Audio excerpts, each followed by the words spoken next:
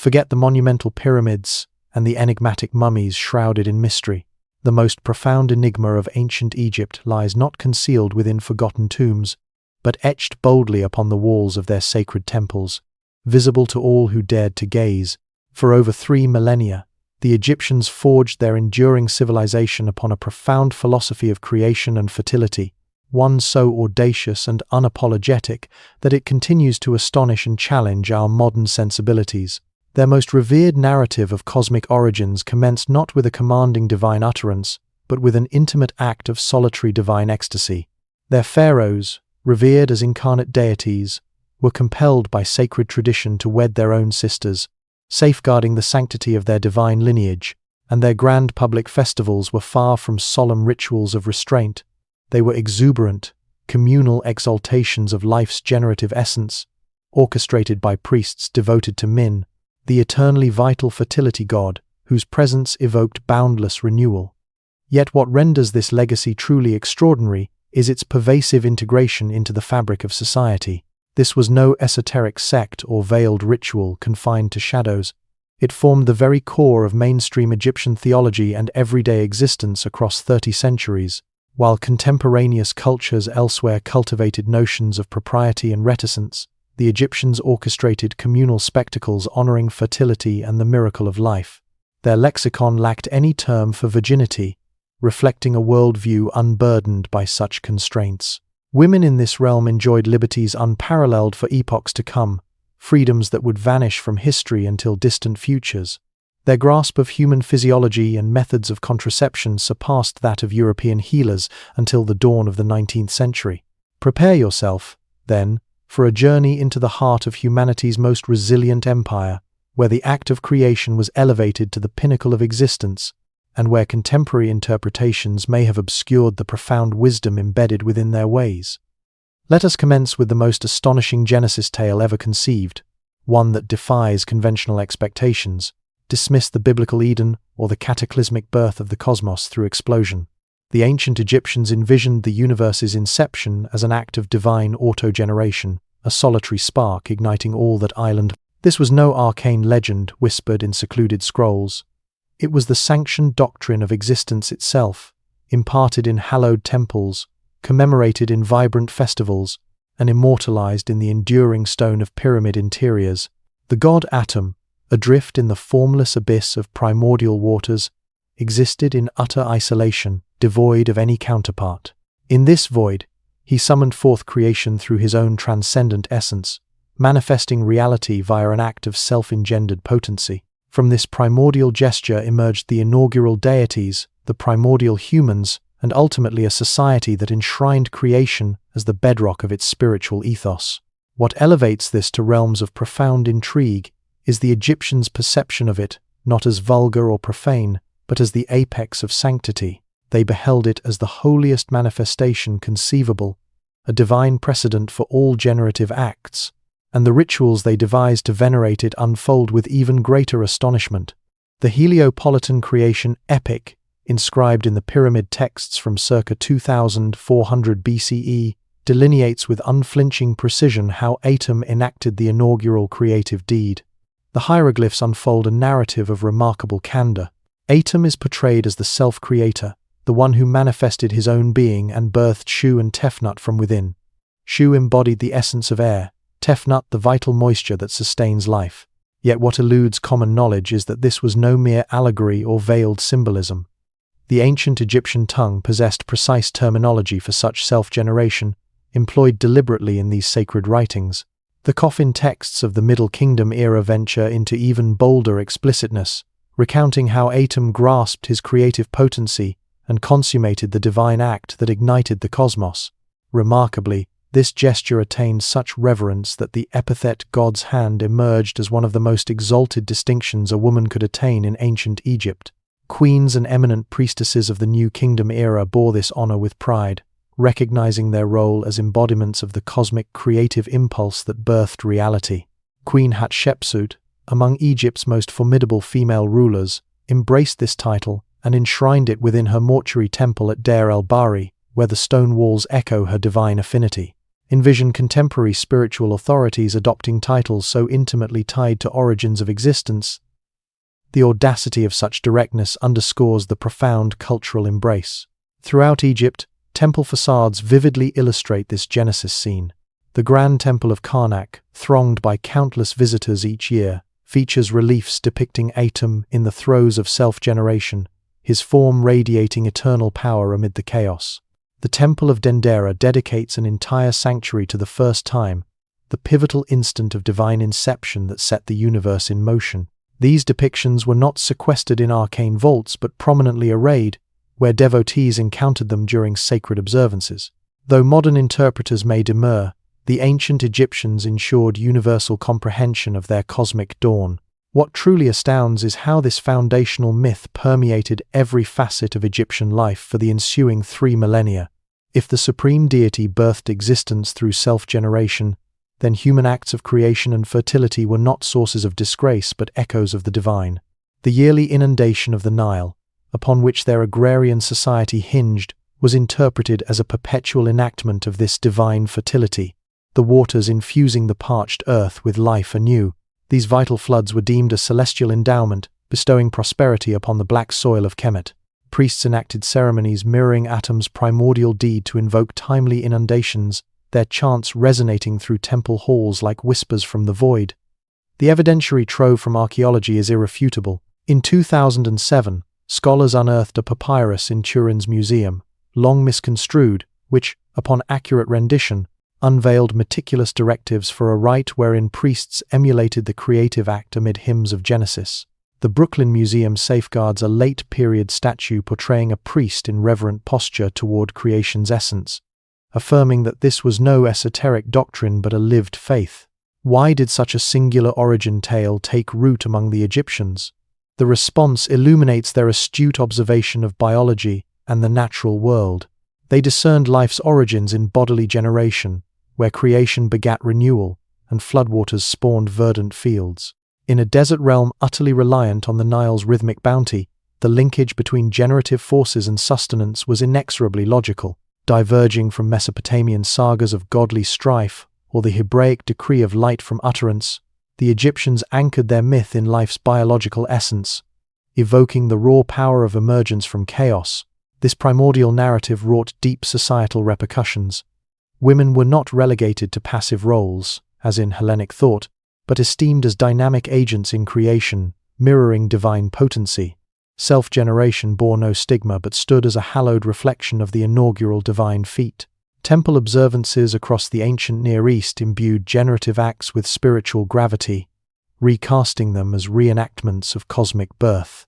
Egyptian conceptions of gender, procreation, and sacred obligation all stemmed from this archetypal scene of divine solitude yielding multiplicity. This ethos extended into their medical and scientific pursuits. The Kahun gynecological papyrus, from circa 1800 BCE, exhibits an astonishing command of reproductive mechanics, doubtless informed by theological reflections on divine origins. Egyptian healers discerned the interplay between generation and conception eons before parallel insights elsewhere. They pioneered fertility remedies grounded in principles drawn from their Genesis lore. Early Egyptologists, confronted with such candor, were so disconcerted that initial translations were expurgated.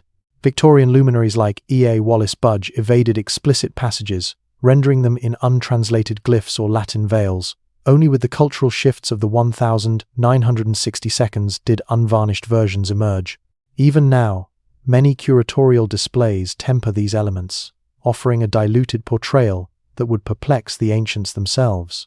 Contemplate entering a place of worship today and learning of creation through divine self-generation, the outcry would be immense. Yet for the Egyptians, this was not scandal but sacrament. While we cloak discussions of creation in euphemism, they proclaimed it upon temple pylons. And as we turn to temples, prepare for the deity who personified fertility in ways that dwarf Atum's solitary act.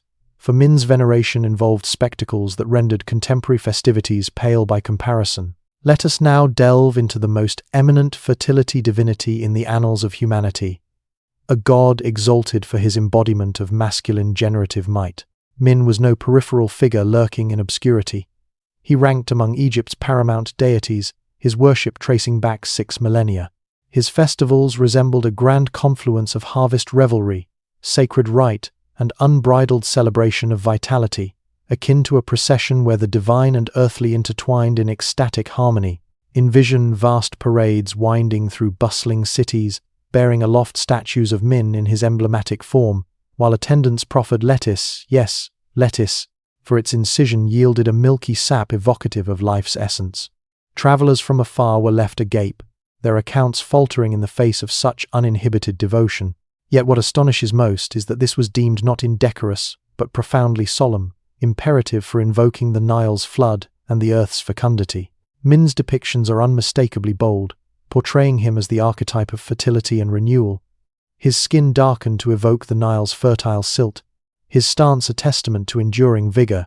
What escapes general awareness is that this was no hyperbolic artistry.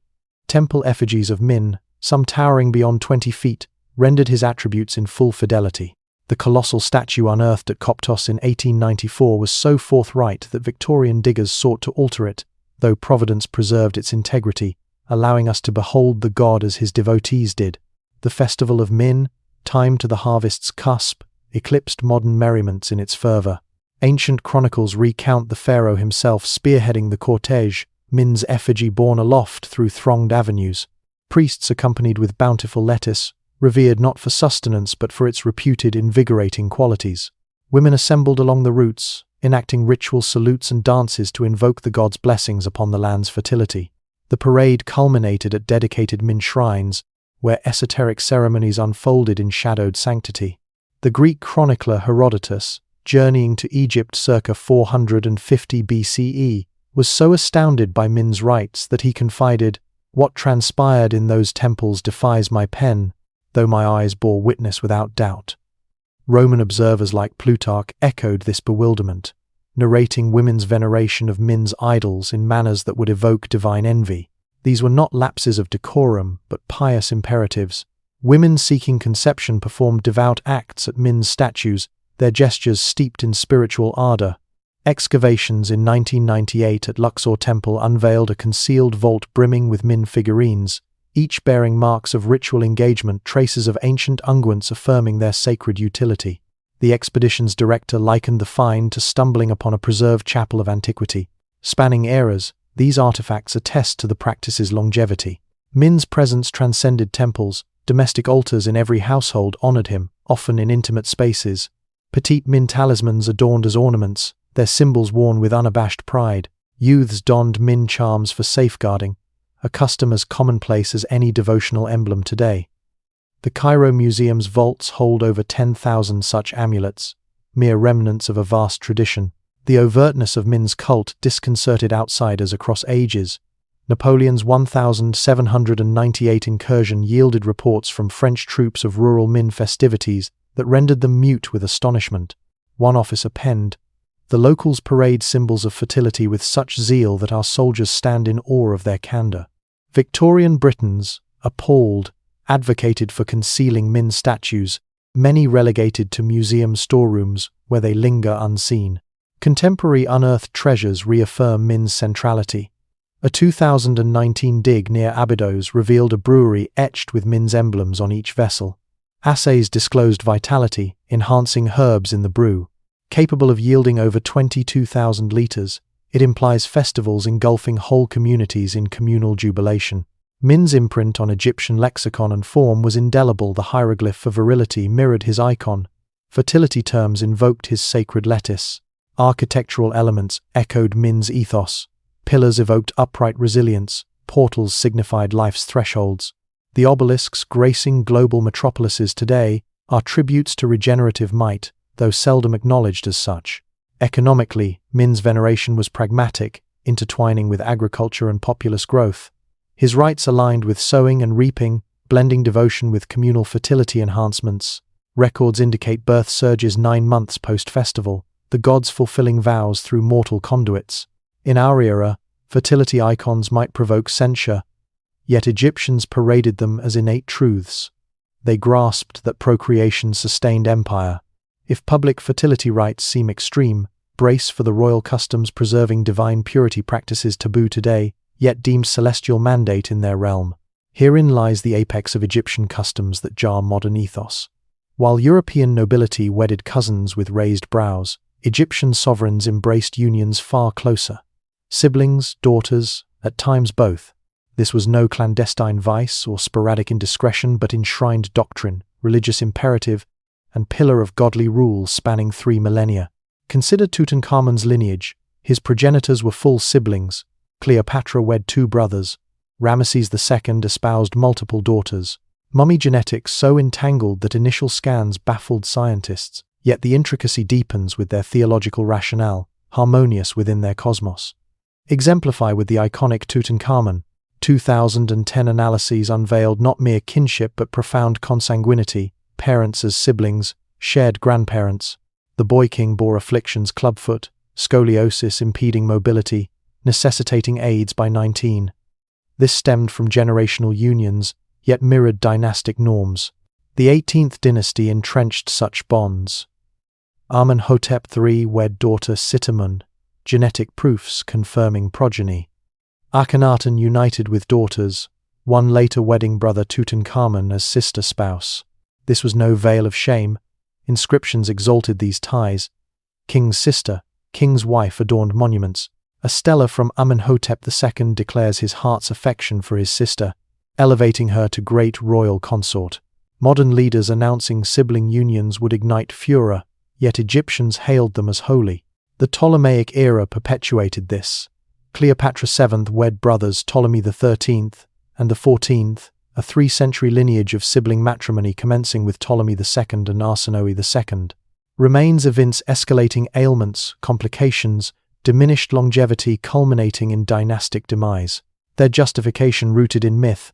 Isis and Osiris, sibling, lovers whose bond transcended death. Isis, resurrecting Osiris to conceive Horus. This archetype guided royalty. Papyri preserve sibling nuptial contracts, employing standard verbiage. Reliefs depict intimate sibling pairs, labels affirming bonds. The Edwin Smith Papyrus addresses ailments from divine marriages, acknowledging risks yet deeming them worthy for bloodline sanctity. Foreign potentates recoiled. Amarna letters capture Babylonian dismay at Egyptian sibling proposals, deeming them uncivilized. Egyptians retorted it was divine prerogative. Diplomatic brides grappled with sharing consorts with sisters. Health tolls were grave.